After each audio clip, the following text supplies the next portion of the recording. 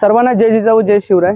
आज आपण आहोत वाडा तालुक्यातील एका शाळेमध्ये, जिल्हा परिषद शाळेमध्ये येण्याचं कारण असं आहे की मागील 4-5 महिन्यापासून जे मानधन तत्वावर शिक्षक घेतलेत त्यांचं अजिबात पेमेंट झालेलं नाहीये।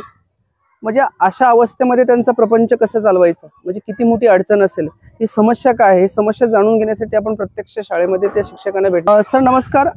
मी असं ऐकले की मागील जवळजवळ 5 महिन्यापासून तुमचं पेमेंट झालं नाही, हे खरं आहे का? तुमची नियुक्ती कधी झालेली आहे आणि केव्हापासून तुमचं पेमेंट झालं नाही? माझी नियुक्ती 9 एप्रिल 2025 रोजी झालेली आहे।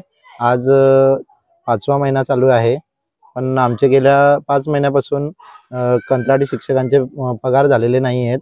आम्ही एवढंच सांगायचं आहे की आम्हाला ज्या आर्थिक अडचणींना सामना करावा लागतो, त्यासाठी वेळेत पेमेंट मानधन झालं आमचं तर बरं होईल। कारण एप्रिलपासून अनेक सण वगैरे येऊन गेले, रक्षाबंधन यांसारख्या सणांना आम्हाला प्रॉब्लेम होतात।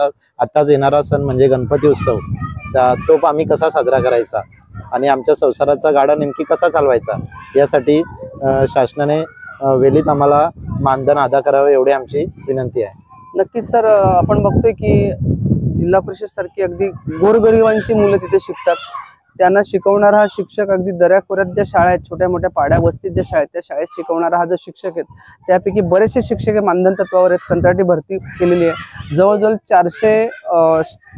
595 शिक्षक आहेत, 595 शिक्षकांची भरती झालेली आहे। एप्रिलमध्ये 95 शिक्षक मॅथ्स सायन्सचे झालेले आहेत, त्याच्यानंतर भाषा विषय शिक्षकांची भरती केलेली आहे। परंतु जर त्यांना न्याय मिळत नसेल तर नक्कीच ही मोठी खेदाची गोष्ट आहे।